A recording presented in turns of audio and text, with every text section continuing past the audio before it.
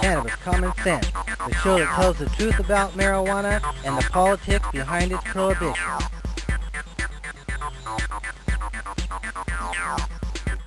Hello and welcome to another exciting edition of Cannabis Common Sense. We have a great show for you tonight. Mr. Casper Leach is standing here, sitting more accurately, right here beside me, ready to entertain you with his caustic humor. We also have a few videos. Our live band is taking a vacation, but we have lots of good music for you. We'll be taking your phone calls. If you have a question about ending adult marijuana prohibition, restoring industrial hemp, or helping medical marijuana patients, or about the new Measure 91, give us a call. And we'll be back in just a moment after we bring out our infamous Dancing Cannabis Leaves.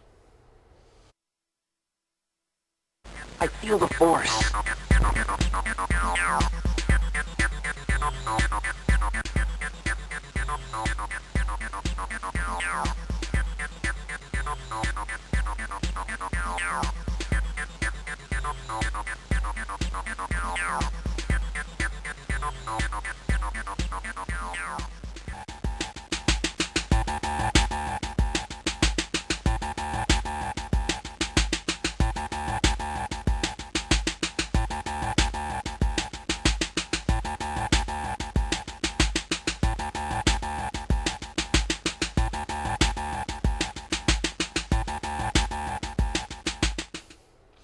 All right, now we have a little music video with scenes from the THCF Medicinal Gardens. Here's John Trudell and his song Grass Fire.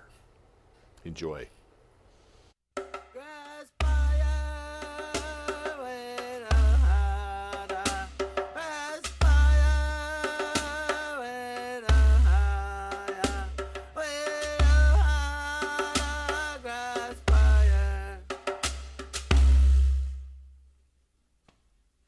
In between the blues, there are good days and bad days, with everything and nothing to lose. While the setting sun never sits, and the night has no limits.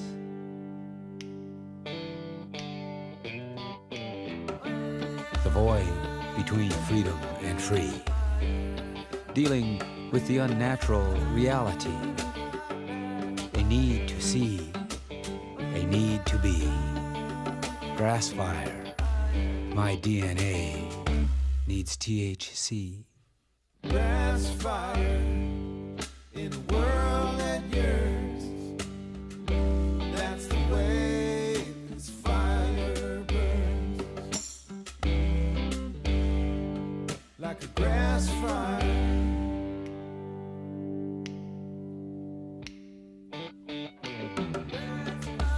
In the unnatural society, been trying to maintain, while the sane appear to be clearly insane, with no way to explain.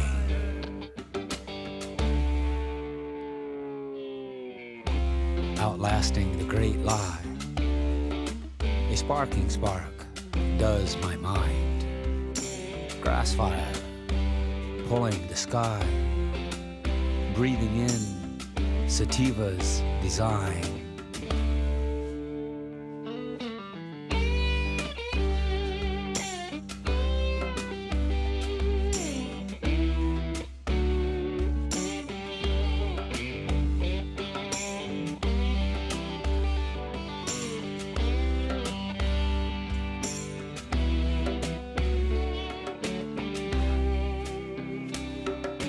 Grass fire in a world like yours.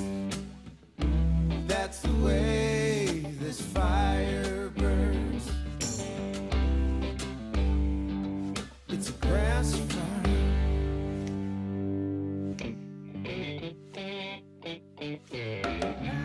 The void between freedom and free, dealing with the unnatural reality. A need to see, a need to be. Grass fire, my DNA needs THC.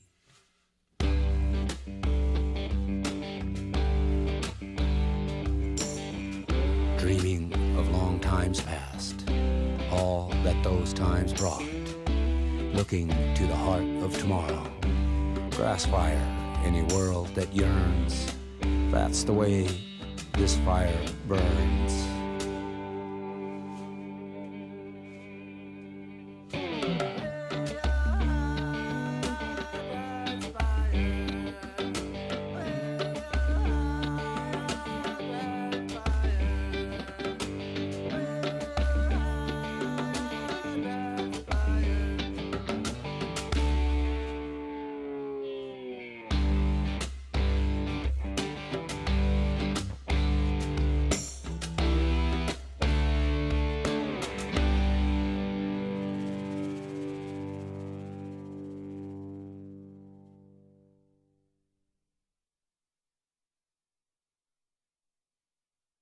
What's up? You came back. There was Quilt Man. Hey, how you doing, Casper? Fine, thank you. I tell you what I like about the marijuana plant is most plants, then when they flower like yellow or orange or blue or purple. And even though this plant, when it flowers, it's the same color as the plant, the buds, the plant, the flowering is still so gorgeous to look at. It's just it's a stunning work of nature. It certainly is. And depending on the THC levels, it can be even more stunning. But anyway, we are live tonight, and if you have a question or comment about the end of marijuana prohibition here in the Northwest, or how it's ending across the rest of the world, and we're establishing global cannabis freedom slowly but surely, about medical marijuana or industrial hemp, well, you're watching the right show. You can call us that number that just popped up on your screen. It's 503-288-4442.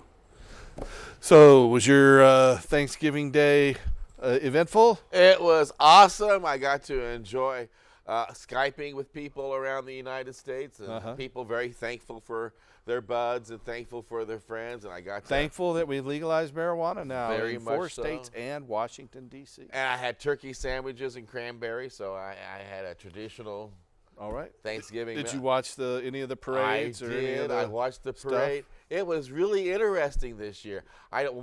Two of the things that most amazed me, because it's different than when I was a kid. Now, Sure. you can add, and they've added things to the parade, like Colorado this year, that all the marijuana collectives got together and put a float in, and it was beautiful. We think it was beautiful.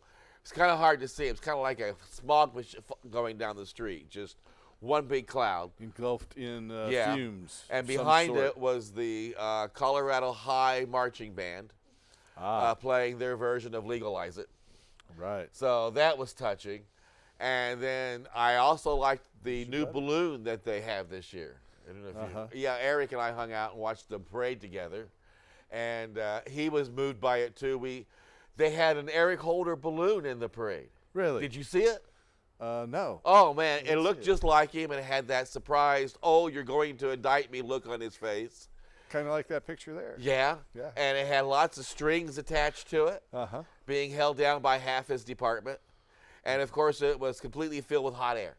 Yeah. So it was just, now there's your holiday spirit. So, yeah, I really enjoyed the parade and the dinner and everything. It was just and then, of course, there's Black Friday. Yeah. Our Green Friday now. Green is what all Friday the now. Collectives. I heard they were Collective. selling joints. They had been $30 a joint across the river at a collective. They said they were on sale for $5. Right. Which is a real savings. But Exactly. who's paying $30 a joint? I don't know. They're kind of crazy. So it was, how about you? Did you have a happy holiday? I had a very happy holiday. I got back. I went down to speak in Chile, South America. I got flown down there by the kind folks at Expo Weed, and got to hang out and meet Rick Simpson of Rick Simpson Oil. We just hit it off very, very well, and lots of other people. A lot of people who speak Spanish, and I don't speak Spanish. Nice. So you hung out with Rick Simpson, and I hung out with Eric Holder. So it was quite a holiday. Yeah, it was.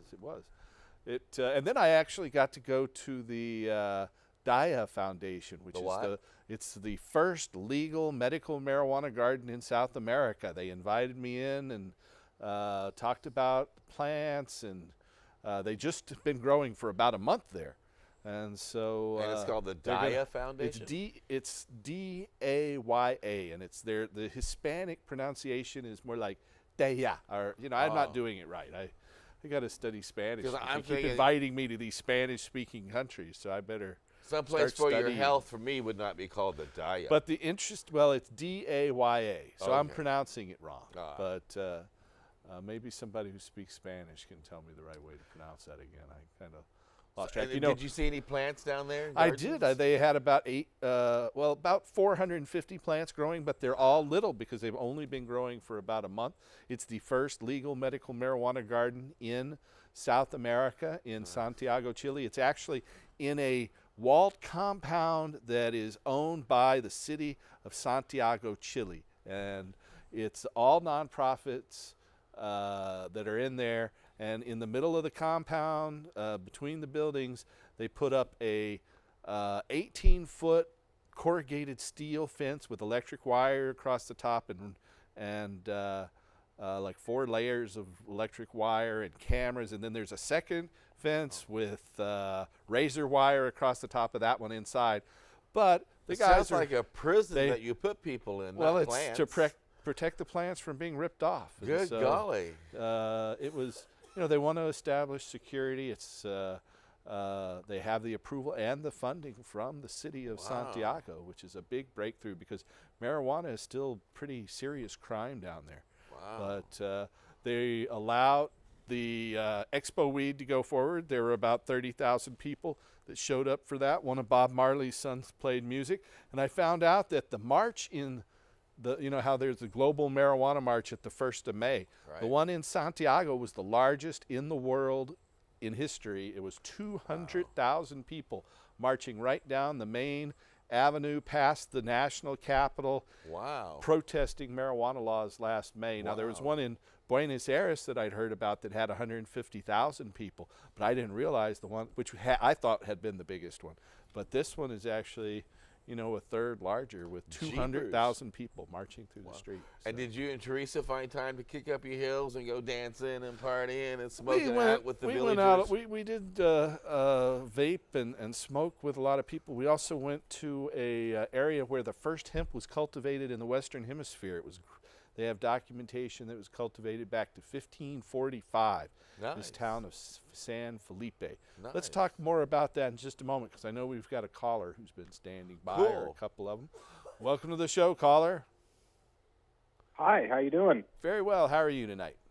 I am doing great. Now, a nice full belly, just got off work. All right. Okay, so my question is, with the passing of the legalization, I should say, of marijuana in Oregon now, how is that going to affect me as us as medical, as medical card holders? How is that going to affect us? I mean, are we going to see like it did? I'm really scared to see what happened in Washington with the Yeah. prices going way up and things like that. I'm just curious as to how it could affect us. Well, this law, I sat in on about 20 meetings where it was drafted. And this law is based largely on Oregon's liquor control laws. And it does not affect medical marijuana at all. It says explicitly it maintains the medical marijuana program as it stands and doesn't change the medical marijuana law at all. However, this law won't go into effect for commercial stores and people being able to go and buy that. They won't start licensing those places until January 2016. So once they license them in January, it's going to be a couple of years before we really see this thing fully implemented and start being able to see cannabis in local stores. I mean, at least 18 months, you can expect that. Okay. There's some debate that, come December 4th, it's legal for a household to have 4 marijuana plants, a household with an adult, but if you have multiple adults in the household, you can only have 4. However, if you have a medical marijuana permit, not only can you have those 4 in your household, but you can also have the 6 large plants per patient and 18 little baby plants per patient. And you can visit these dispensaries that are out there and existing currently that just began operation. They just started licensing these things last March, so they're all just springing up. I guess there's a little over 200 statewide and about 75 here in the city Yeah, of they're Portland popping right up now. everywhere. Yeah, they are. They're springing up everywhere, aren't they? Wow, so there's going to be plants growing all over town in everybody's backyard and living room, and But you still have to consume it out of public view. geez, okay. So you're not. A number of bars, I think, are going to be allowing cannabis to be consumed there, or places that don't allow children in. But all of the final rules have yet to be firmly established. There'll be an administrative rule process where the Oregon Liquor Control Commission, which is the commission that's in charge of this, will have a series of hearings across the state to take input on how to establish these laws. But the way it works is that if you get a license for $1,250, you can cultivate it. You get another license for $1,250, you can process it. That means you can make extracts and things like that.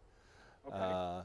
And then the tax, there's no tax on medical marijuana, but there will be a tax of $35 an ounce on the grower here in Oregon, or $10 of flowers and buds, and $10 an ounce for shake and trim.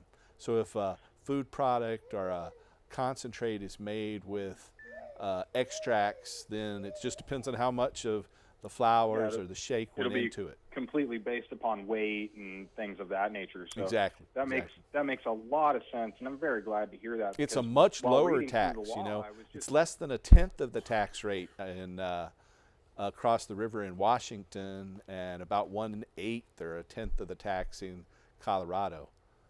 Wow, I'm very, very glad to hear that. I'm so Yeah. ecstatic with the legalization coming forward and many, the things that are going to happen with that. I'm just very, very excited about that, and I'm really, really We are glad too. to hear that it's not going to affect medical marijuana in the same way that it did in Washington. Yeah. Now we're still, going to have to talk to legislators. There's some legislators out there that have ideas that they're going to somehow curtail the medical marijuana program, but I can assure you we'll be in Salem to protect this law, and it'll take a lot of protection and working to enhance the good things and get rid of the bad things. Aren't there some counties that are still playing games with? Well, the law explicitly says that these counties cannot add an additional tax. And so the state of Oregon just this week went in and sued several counties that have implemented bans on medical marijuana. Good. So Wow. the Attorney General that we have, Ellen Rosenblum, is a big supporter of medical marijuana and a supporter of Measure 91. So we can expect an aggressive front from our Oregon Justice Department to protect this law. Well, that's why we've got it. That's why we voted them into office, so they can protect us on things that That's matter right. to us. Yeah, she That's got twice very as good. many votes as her opponent, who was against medical marijuana. Well, that's because she's intelligent, apparently. And apparently he's not. I mean, All right, because how well- could you say you're smart when you're given the facts and you still believe the lies? Well, that's something that I think prohibition has done to a great number of many people. Yeah, It has just, for lack of any other way to put it, slightly brainwashed or warped they were lied to. logical thinking and that mentality. Yeah, they were lied to. These lies were spread to benefit a small number of people in the petrochemical industry primarily. They're the ones who made up these lies. And the people in the petrochemical, it happened back in the 20s and 30s, so the people alive today, a lot of them don't even realize that. Yep, I mean almost everything that's banned now is it's public domain or many other things. But I digress, and I don't mean to do that. So It's all right. thank you very much for answering my question, and you've made it very clear, and I can look forward to things going forward and standing there and supporting and fighting when I need to fight. Thank All right. you. Well, thanks for calling. Thanks for the good questions, too. Mhm. Have a good night. And we have another caller. Welcome to the show, caller. Hello, I had a quick question for you, simply on the legalization of the marijuana in Oregon. When it comes to federal and state laws, to my understanding, with pretty much everything, the state can be more stringent than the federal government. However, the state cannot supersede a law imposed by the federal government. So how is it that there has been 4 states, Oregon included, that has essentially superseded the federal government in legalizing marijuana when I'm the federal glad government you has, asked that has not question. said it's legal. Because a lot of people don't understand this, and a lot of times the so-called experts out there have misinformation about this. You know, the word is out there, federal law trumps state law, and in most cases that's true. But, you know, medical regulations have always been the province of the state, and controlling pharmacists and controlled substances have always been state domain and not the federal government's domain. So when the federal government implemented the Controlled Substances Act, which in the United States Code is Title 21, they included a clause inside the Controlled Substances Act, the federal drug law itself. It's citation, get your pens ready. I'll tell you the citation. You could write it down and look it up on Google. It's Title 21 of the United States Code. So you look it up as 21 USC Section 93, or you could just put in 21 USC 903, and it'll pop up on the DEA's website. And what it says is this. It says that federal law is secondary to state law when it comes to drug laws. So every time you hear someone say, you know, federal drug laws trump state drug laws, they are wrong, because actually the federal drug law, the Controlled Substances Act, Title 21, at Section 903, says explicitly that state law supersedes federal law. It says something to the effect, this law is not meant to intrude into the domain of the traditional control of the state, and that state law is always takes precedence to federal drug laws. And so that would include the that's how they done it. But didn't you also point out that there is also that fine line that if you're going to be, as an example, using marijuana, it's one thing if you're on state property. Oh, yeah, you can't be on federal property. Federal property. That's right. If you're on federal forest land, or you're in a federal national park, or in a federal building, then they can enforce federal law. But here in the state of Oregon, the United States Attorney, Amanda Marshall, has said explicitly, as long as you're following state law, that they aren't going to enforce federal law. As long as you are unambiguously, she used that word several times in her statement, you are unambiguously in compliance with state law, the U.S. federal prosecutor for the state of Oregon has said repeatedly that they aren't going to prosecute people who are complying with state law. Okay. But look up that citation. That answers the question. I had a second part if you had it. Go right ahead. Well, let me just reiterate. If you got your pens out there, look that up. 21 USC 903. 903. So go ahead with your second part of the question. One of my there it major is. concerns is, of course, driving under the influence. Mm-hmm. Having kids, family, whatnot.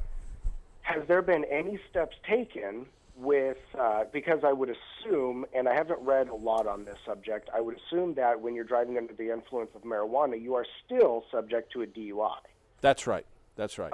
Has there been any measures taken to be able to detect, because of course with the T-test, it's in your system. Who's to say how long? Did you just smoke 10 minutes ago or 3 days ago? Has there been any measures taken to be able to detect or identify, if you will, how inebriated somebody is under the influence of marijuana? Yeah, there are. There are blood tests that can measure the amount of active THC in your bloodstream. And the laws that have been implemented first in Washington and then added in Colorado by the state legislature set that limit incredibly low. In fact, if you have a urinalysis test, the only way they can say you have a positive on the urinalysis test is you have to test above 25 nanograms per milliliter of urine. And so what that means is below 25 nanograms per millimeter, they consider that a negative. And the reason is everyone's neurosystem, your brain, your spine, creates endogenous cannabinoids that are exactly like THC. And so your body creates its own natural THC that was discovered back in 1991. They call it anandamide. This guy, Raphael Mikulimin, University of Hebrew University in Jerusalem discovered it. And so everyone has some THC in their system. In fact, THC, or this anandamide, the endogenous THC, is found throughout the body, but throughout the nervous system, but is found in its most concentrated form in mother's colostrum, the first milk that's excreted when a baby starts nursing. This colostrum is very high in this endogenous THC, anandamide. And what that does is that gives the baby the munchies because they want to eat. You know, if they don't have that, they might not want to eat. And so we definitely want our babies to eat. So that's one thing. Now, right now, the way Measure 91 stands is it keeps in place the law that says you have to be impaired for marijuana intoxication. So the law did not change at all with Measure 91. However, there are a number of legislators that want to impose this very low rate that has been established in Colorado and Washington. First in Washington by the crazy folks who wrote that stupid law. But at 5 nanograms, you know, you could have used marijuana a day ago and still have 5 nanograms of active THC in your system.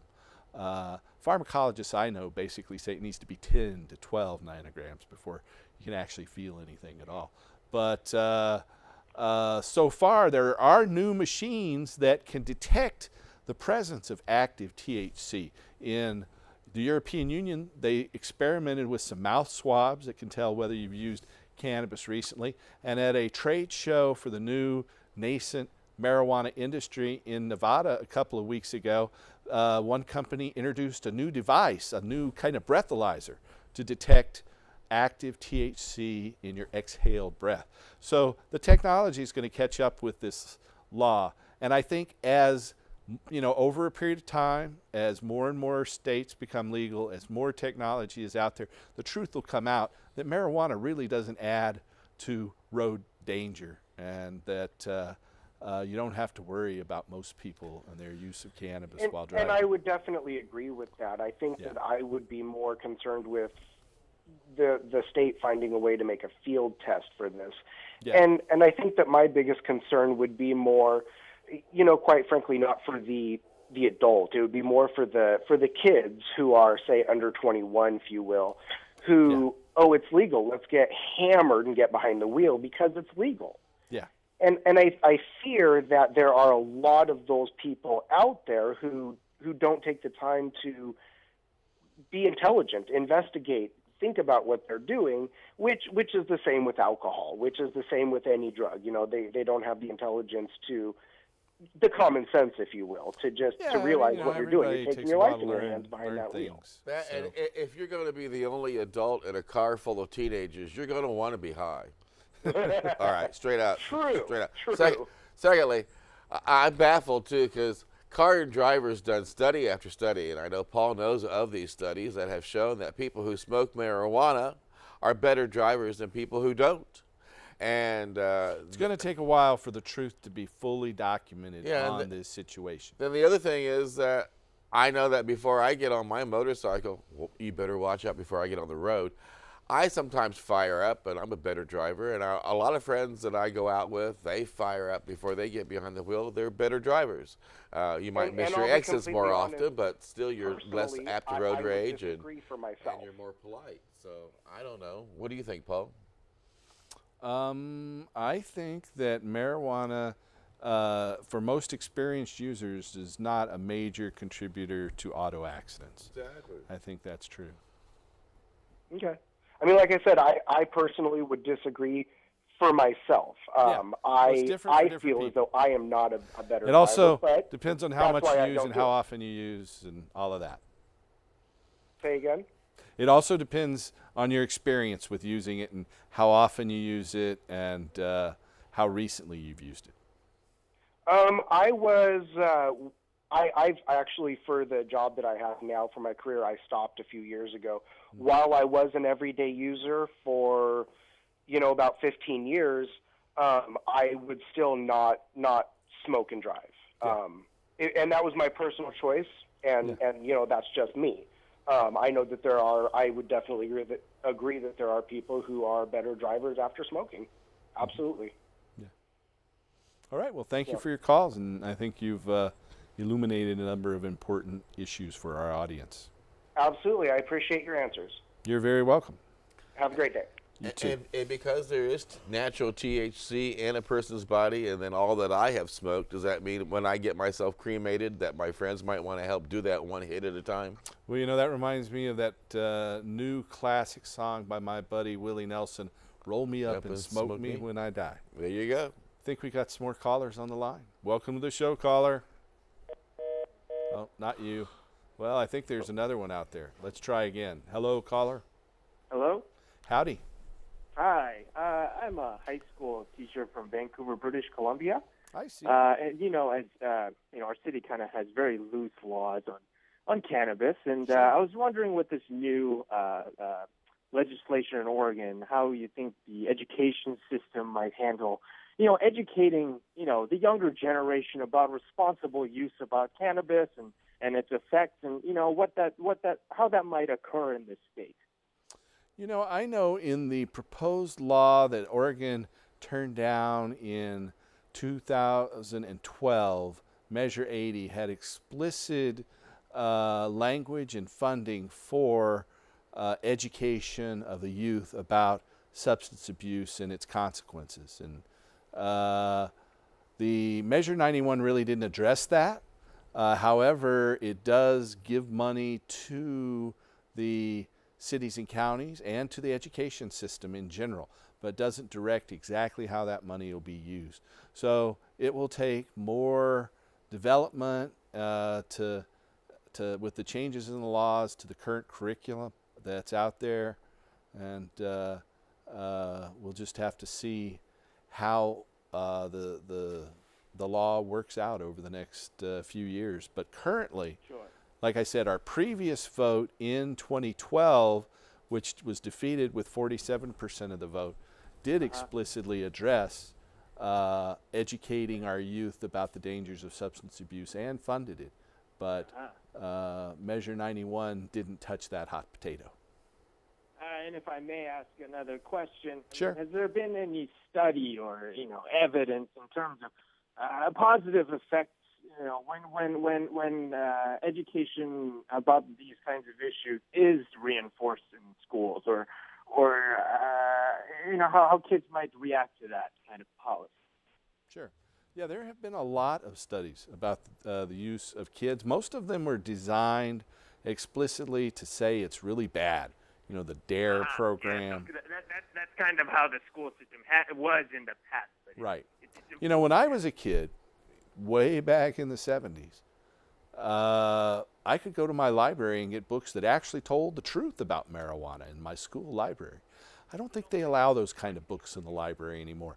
But with these new laws, like our new Measure 91 as it's being implemented, and the law in Washington and Colorado, the new one in Alaska and in Washington, D.C., and the likelihood that California, Nevada, and other states will be voting on this in 2016, and we could see state legislatures pick it up and make the changes themselves, that eventually those will change. It's taken us 75 years to counter the lies about marijuana or cannabis that led to its prohibition, and we're only now starting to change that.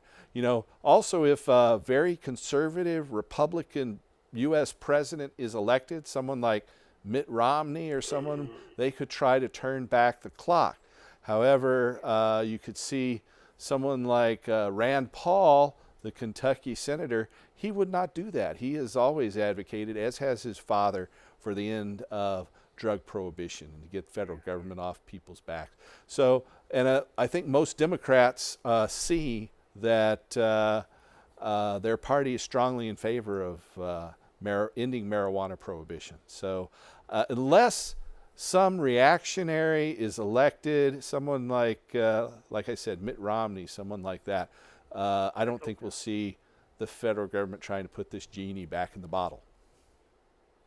All right. Well, thank you very much. I really appreciate your discussion on this difficult matter. Certainly. I just my youngest son just graduated from high school this summer. I'm glad we're done with that.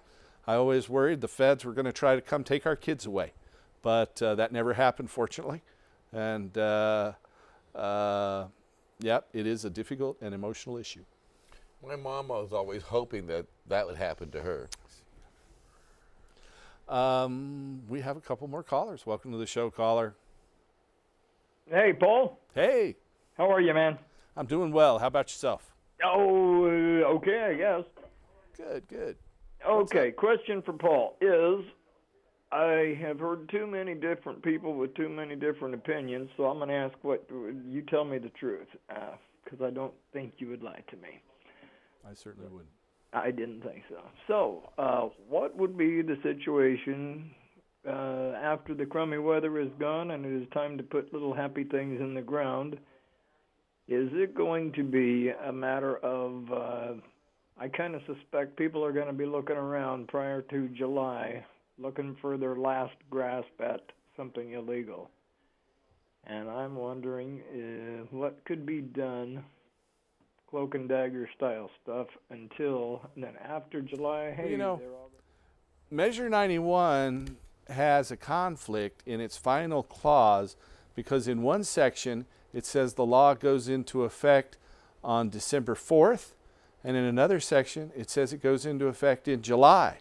And so I tend to think that that means it goes into effect sooner rather than later. So I think that people planting 4 plants in the ground at the per household, which is the limit allowed under Measure 91, are going to be completely legal. And so as long as you aren't exceeding that, then you don't have much to worry about. Here in the city of Portland, we got over 71% of the vote here in the city of Portland on Measure 91. And so I think that the politicians out there understand that we've been educating people for 18 years now on this television show with almost 800 shows over the past 18 years. And we've changed the dialogue, and it's been happening on a national basis as well. So and I don't think the police have the resources, do they, to actually be checking and arresting and putting through the court Yeah, as long system? as there's nothing going on that's wrong, like somebody's out there trying to rob someone with a weapon, or someone's actually being harmed, I don't think we have to worry about the police trying to enforce the old laws. Because that is the nice thing about this war on drugs finally being over, and It's not over yet. Well, we've won a few important battles, but the war on drugs is still going on. There's still a lot of police agencies out there that hate us, that think we should be locked up and they should throw away the key. But many police officers are focusing on more important and crimes. especially here in Portland. I've been told many times by Portland police officers, hey, there's Section 82 and 84 of Measure 91 that has those 2 different conflicting dates. That's what's bothering me, because I've heard different stories from different people, and different dates is what really got me going. Just wondering if they were looking for a little extra revenue. Hey, it's not July yet. Well, because of that conflict in the law, I think that come December 4th, it's legal for people to possess it, and it's legal for people to grow 4 plants per household. Your word is good. Your word is law with me. And there's the law right there, printed up on our TV screen. All 30 righty, days Paul. after the day of the vote. There it says it right there. So. Okay, buddy. I thank you much. You're very welcome. And being a husband and a father of teenagers, I'm sure your word is law at home too, isn't it? Oh yeah. You know how teenagers are. Yes. I'm not the dictator at home. I've always, even when my kids were little, I would always try to get their opinion on things. So they have a very strong image of themselves and realize they have control of themselves. Well, I like the 14th. Amen. All right, buddy. Thank you much. Thank you. Thanks for Okay, calling. bye-bye. I think we still have a caller left. Oh, they keep pummeling on. Welcome to the show, caller. Hey there. We're here. Yeah, I'd make a comment about earlier. One of the people called in about driving and having problems with marijuana being out of control. Yeah. I've been a truck driver for 40 years. Uh-huh. I started back using Panama Red and Acapulco Gold, which is back in the early 60s, mid-60s. I remember that in the early 70s myself as a young teenage marijuana smoker myself. Exactly. I've done the dirtweed. I've done the Northern Cincinnatian.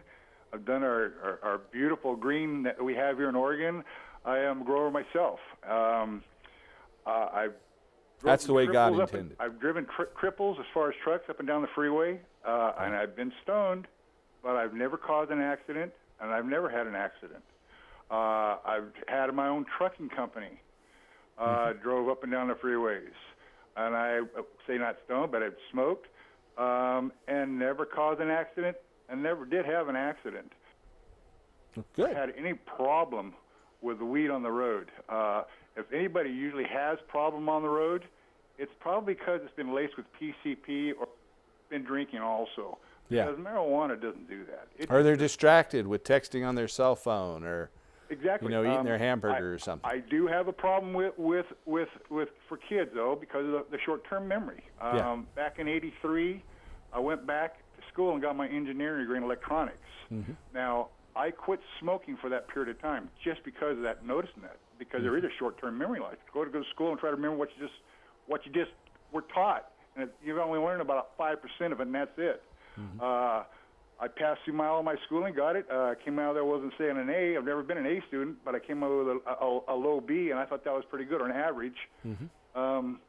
So the pot thing is, as you guys have been preaching all this time too, it's actually it's a myth for what the government has given us. There's more good. I can't say anymore.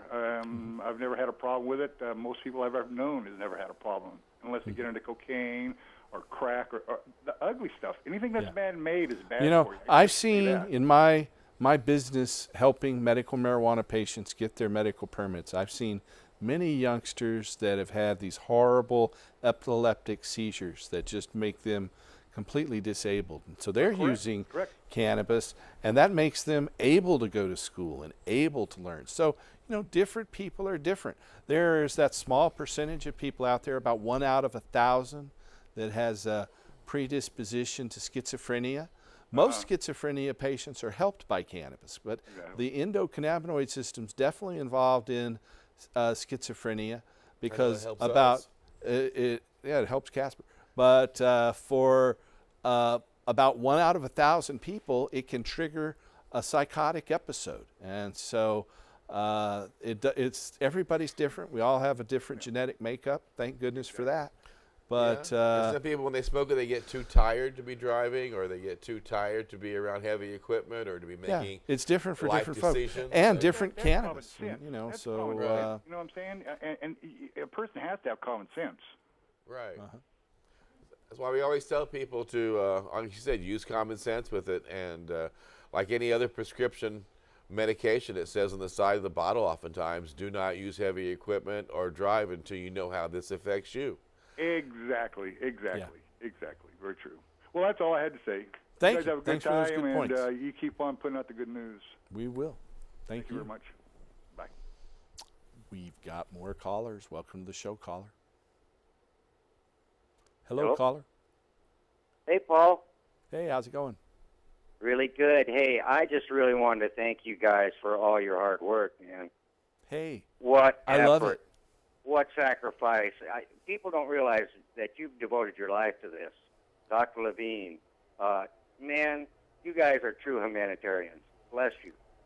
Thank you. That's all I got to say, American. It's I'll tell you, it's a blessing all the way around to be able to help people, and you can't do anything better with your life than that.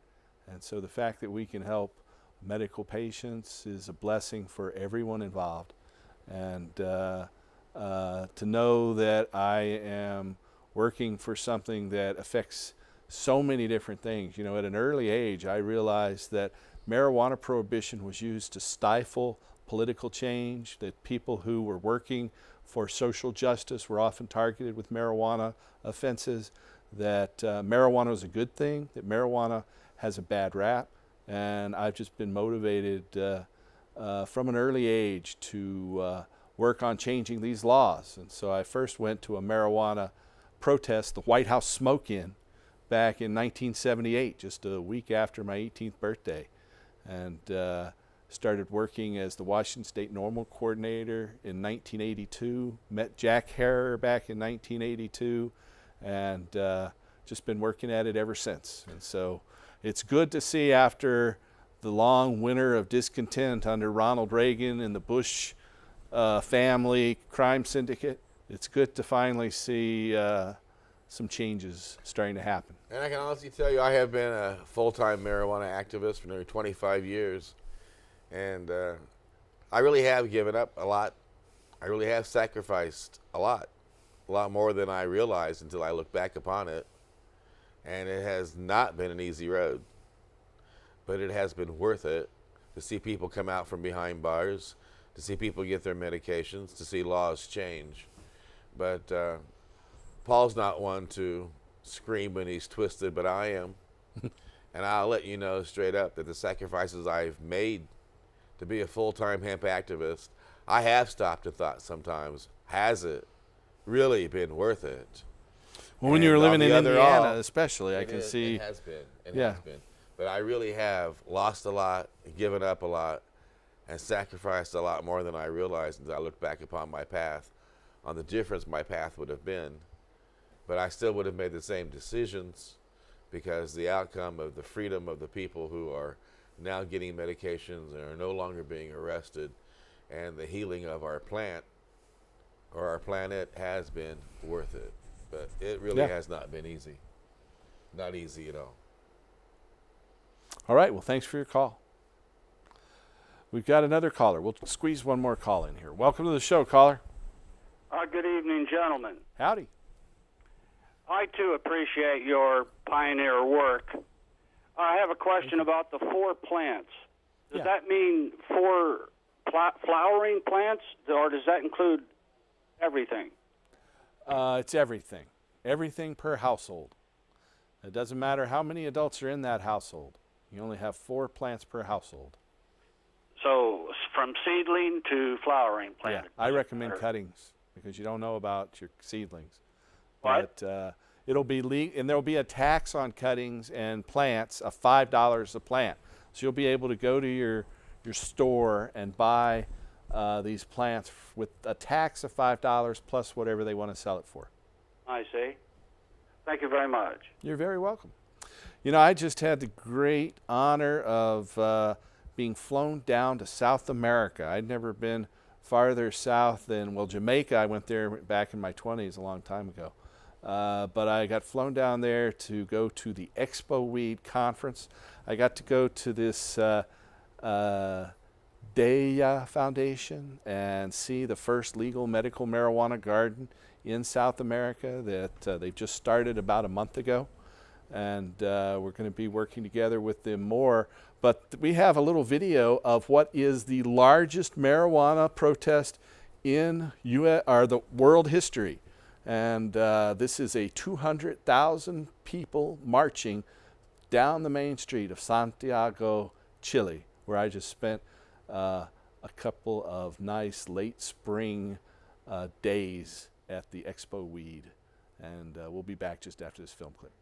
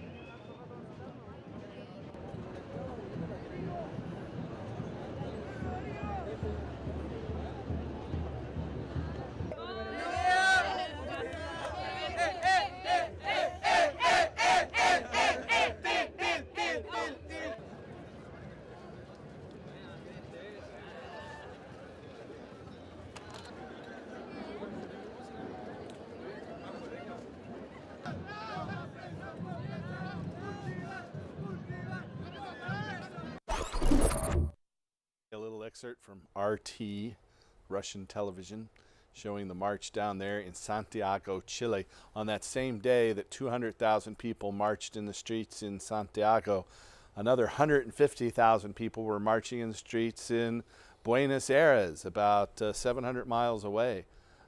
So we are seeing some huge changes all across the world, I'm happy to say. So, Casper, you run a little radio network on the internet, don't you? It's a little hobby of mine. It's kept me busy, and some of my friends get together with me, and we broadcast 24 hours a day, 7 days a week through the timeforhemp.com website. Spreaker, we got a new Google app, an Android app you can download from the Google Store for free and put it into your phone. And soon the iTunes app will be available. That's being approved now, so in about a week or so you'll be able to find us in iTunes again. And we are having a lot of fun, to say the least, letting the world know how important it is to bring this crop back for paper, fiber, fuel, medications, and how inept it is to be arresting people for the utilization of marijuana in any form. And so I do encourage people to tune in and share us with your friends as you would any good joint, right? All right. And as we were showing right here, we have our hemp flame for freedom. You know, marijuana prohibition was brought to us by the petrochemical, pharmaceutical, military, industrial, transnational, corporate, elite, crony, corporate ruling class. And they did it to prohibit. Well, I changed it. Oh, okay. I changed it just a little bit. But this illustrates hemp twine and hemp seed oil makes a little flame there. It's our hemp flame for freedom. Hemp prohibition has always been about energy. And when we completely remove the restrictions and the artificial economic barriers on hemp seed production, and we can make hemp fuels without regard to its THC content, but with regard solely to its ability to produce fuel, we will replace a lot of petroleum. And that is the goal, folks, is to replace this petroleum. We're taking carbon out of the earth, pumping it into the atmosphere, and changing the world's climate. We're cutting the world's forests when we could be using the stems of the cannabis plant for paper, rope, lace, linen, and building materials. So that is one of the things that we're going to, now that we've finally legalized individual possession and use of marijuana, the next goal, it's a big one, is to replace petroleum with hemp seed oil and hemp-based alcohol fuels. And that will change the whole economic paradigm of this planet. And so we'll be working to establish that here in Oregon and establish it down in Uruguay. You know, the country of Uruguay has legalized marijuana. And I'm honored. I just got back from my first trip ever to South America here just a couple days ago, and I'm going to go back on December 7th and speak at the Expo Cannabis conference. So if you want to find out more about that, look at expocannabis.uy. That's expocannabis.uy.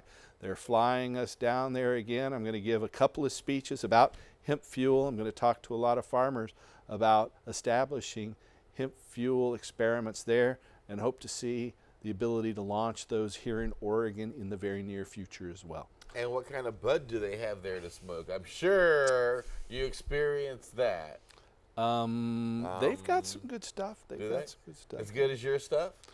Well, no, you know, I'm a little prejudiced to my stuff, and I got to admit that they thought my stuff was better too. But you know, nice. Anyway, we'll have more on that in the coming weeks. So, well, I understand that if anybody goes to work for your company, there is drug testing. Yep, we do have drug testing. Some people call it quality control. There you go. And so we've got to make sure it's good stuff, you know, and so we wouldn't want it to be bad stuff. So you get an opening for that team, you let me know. Okay. Yeah. Okay. Well, you've got. I think I just gave you 1.5 pounds a couple weeks ago. Yeah, but so no one ever testing that. No one ever calls and asks for my opinion. Well, give me your opinion. They just say, "Here, it's good. You'll love it." What did you think? I liked it. They were right. You got 4 It's good. I loved it. Good. Yeah, but no one ever says, "Here, smoke it. Let us know if you love it." No, I they always say, "Here, that. it's great. You're gonna like love best. it." That's what I always say. Is let me know what you like best. You know? Oh, okay. But I want to remind you, though, if you are here in Oregon or Washington or California, Hawaii, anywhere across the United States, and you need help finding a doctor who can help you get medical marijuana, well, we just happen to know a lot of doctors from sea to shining sea that will help you grow the seed. And so if you're interested in getting a medical marijuana permit, you can call us toll-free anywhere in the USA at 1-800-723-0188. That's 1-800-723-0188. And if you are here in the Portland area, you don't have to call our toll-free line. You can call us at 503-281-5100. That's 503-281-5100. Now, if you want to get involved in our efforts to lobby our legislature to protect Measure 91, expand hemp fuel, continue to end marijuana prohibition, restore hemp and help medical marijuana patients, and establish global cannabis freedom, call our political office at 503-235-4606. That's 503-235-4606. And we maintain those services. You can hook up with us on Facebook. We have almost about 570,000 followers of our political committee on Facebook. Just go to facebook.com/restorehemp, or you can go to the website hemp.org. That's HEMP.org to get more involved in the movements. Okay. Well, let me remind people again, timeforhemp.com. There's lots of great programming there, lots of great music. We're going to be having some marijuana Christmas specials that you're going to want to share with your friends. Absolutely. Paul's my joint host on Thursdays, so you can tune in then as well. Very good. It's time to wrap it up, I guess. I guess so. We're going to go out. Between the blues. We got another little video here. Thanks for watching. Tune in next week. We'll be back with another live show next week. And help us restore hemp. Good night. The setting sun never sits, and the night has no limits.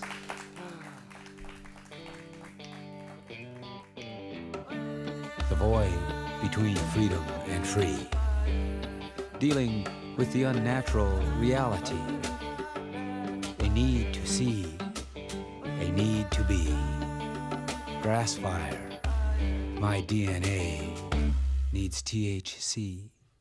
Grass fire in a world